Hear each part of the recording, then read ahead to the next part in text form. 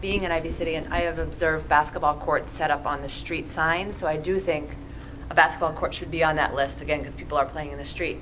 And there used to be abandoned property where people were playing horseshoes, and now those are no trespassing areas. So I think that bringing back the horseshoe pit is something that people...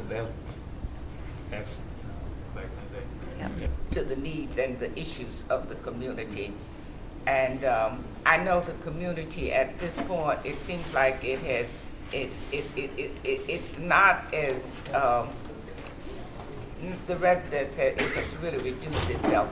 Am I right in terms of your study and what you have done with the population here? So I would really like to know, you know, how many school-age children or how many parents, single parents, and all of the compositions and the data about the population would be helpful in terms of determining what should be the uses there. But let me say here that I'm so pleased that you have picked this up again, because I have been in this project for quite some time, being born on Martel Avenue and living on Capitol Avenue, having attended Crummell School, graduate of Crummell School, and then coming back to teach at Crummell School. And after leaving Crummell School, I taught at LaSalle. Then after that, I became an administrator and a principal in the city. So I hope that says something to the hope and the faith and the confidence of the residents of this community. I am really pleased to see that we're moving forward. And I was on the historic board when this area, when the school was designated from the historic sites, as a historic site. And I know that the founder of that school,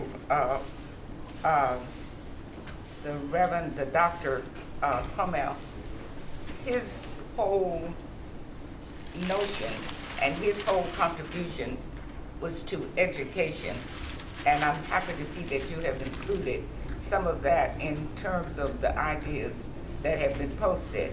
And I would like to see us especially focus on the vocational education, and I think that has been included. And to also focus on the cultural aspect of education too. And this can be a beacon to the whole entire city. Crummell School, if you just look at that site and you see where it has been positioned geographically, it says something for the whole entire city. So I just hope we'll keep on moving forward and complete that. So the Department of Housing and Community Development applied for the Neighborhood Stabilization Program grant. It was the second round of stimulus funds that were made available, and the district did receive a $9.5 million award for 3 target areas. Ivy City Trinidad is one target area, Deanwood is the second, and Historic Anacostia is the third. So we are looking to spend some of those funds in terms of providing down payment assistance loans for people who are looking to buy in the neighborhoods, as well as acquiring additional vacant properties, assisting people who may be going through a foreclosure situation, since the stimulus funds are targeted specifically at vacant and foreclosed property, as well as providing some construction financing for rental or home ownership developments. So that we are looking at the community from a broader perspective. We had a recreation center up there, daycare center, after school programs, programs for adults. We had a basketball court on one of those lots up there, where it's now the parking lot, and it was a field up there, and it was a park. So I mean, I think that would be good. My main concern is about the kids. Kids don't have anything to do, so a recreation center would be good. Drug treatment program. I mean, that school is pretty big. You can have a lot of different programs ran in there at the same time. Drug treatment programs, after school programs. You can have a computer lab in there, like Trinity Recreation Center, a recreation center. Job training. Like, so you can have a lot of things in there, because I mean, we have a lot of people around here that need stuff like that. especially like problems with substance abuse, and something for these kids to do, because you see them, they play basketball in the street right now. And you know, I think I said something to one of the chief, one of the commanders or something that came to a meeting before. If you don't have anything for these kids to do, I mean, you're gonna see things that happen like over in Southeast, with them people that got them kids that got killed. And I knew one of them personally that got killed, was a friend of mine's son. And you're gonna see stuff like that, because you know, I mean, the kids supposed to be our future, and if you don't prepare them for the future, and then I mean, when things happen like that, you know, then everybody start pointing fingers. Basically, with the condition that the school is in, it's going to take at least 5 to 10 years for all these things to actually happen. It's going to take some time in order to get a permanent use put on the site, so that's why we're talking about some temporary uses that can help activate and meet some of the needs of the community in the meantime. Like right now, I mean, trailers, right now, something for these kids to do, because 5 years, I don't think that we really had that much time to wait. 5 years from now, some of these kids out here, they're my concern. I don't know about nobody else, is about these kids. They might be dead or locked up. That's my concern. My question is, the temporary use, do we have a timeline? Because if they're temporary use to come out now, how can we leave from this meeting today to figure out what can we put in place to start happening over the summer? Right. So we can have something there, so that way, you know, because before I was a commissioner, everybody has constantly met for these planning meetings, and some of us probably were not in these positions, but by me being a product of Ward 5 and going to Webb Elementary School, I know how that school looked, and some of the other people can speak on that. So I'm just saying, I would like to see, when we leave this meeting today, that we come together with a timeline, so then before this month is out, we can say this is what we're going to start to have happening over here.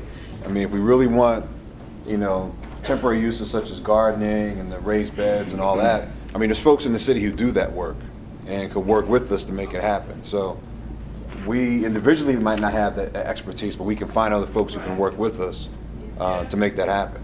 Well, I'm just thinking about something right now. I don't understand why it really has taken this long for somebody to actually come out and say they want something to happen to this neighborhood, when this neighborhood has been pretty much forgotten for about almost 30 years. And nobody did anything for 30 years. Trinity got a new recreation center around there just a few years ago, and it's pretty much tore down right now. I mean, you know, I mean, they look over this neighborhood. It's always been looked over. So I don't understand. I mean, I'm trying to understand why. Is it you trying to put new construction around here, like townhomes and condos, stuff like that, to move the people that's from here out of here, so other people can come into this neighborhood, and then you start to beautify the neighborhood, and these people that was living and trying to fight for some of these things that's trying to happen now, these people gonna be gone. So I'm understanding, is that the real reason why somebody is trying to come and do something to this neighborhood now? Because it seems like that's what's happening right now. Well, to me, the issue is because I mean, not to cut you off, because the mayor came around here right when he got elected, and he said that this was going to happen. He's going to start doing this, I'm going to do that, I'm going to do that. And he didn't do anything he said he was going to do. Everything that he has done. Huh? If you go on Gallaudet Street, you'll see homes that are under construction now. Right, but I mean, the other thing is that... Are they for the people that can these people that live around, can they afford them? They are affordable. I mean, there's going to be a home purchase training event on June 10th. It's a Thursday at 6:30 here at Trinity Baptist, to provide the community with some information about home purchase opportunity.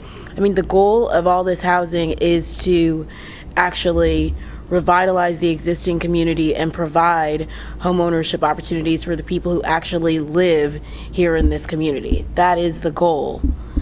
I think that's kind of far-fetched, because Gentleman in the back. Yeah, I want to go back to Jacqueline's question. It's like hypothetical. Here's the footprint of the school, and basically our border goes about here. Oh, actually, it goes about here. I mean, I already fit in. I think we got about enough room here for a basketball court. We could refit the horseshoe pits. What I sort of put down here was as an interim use, because you wouldn't want to necessarily put grow food in the soil that's on site, but you could put in some raised planter boxes which are really good. They can be reused elsewhere. So I think I got about 12 across here by 1, 2, 3, 4, 5. So that's like 60 planter boxes each one. I put about 5 foot by 10 feet, which is a common size for that. Temporary, you could put the sales and marketing trailer, a little bit of room around it. Maybe a flea market. These are supposed to be like tents against one another. Could be selling the goods. Part of the site could be covered by a greenhouse for more, 4-season use.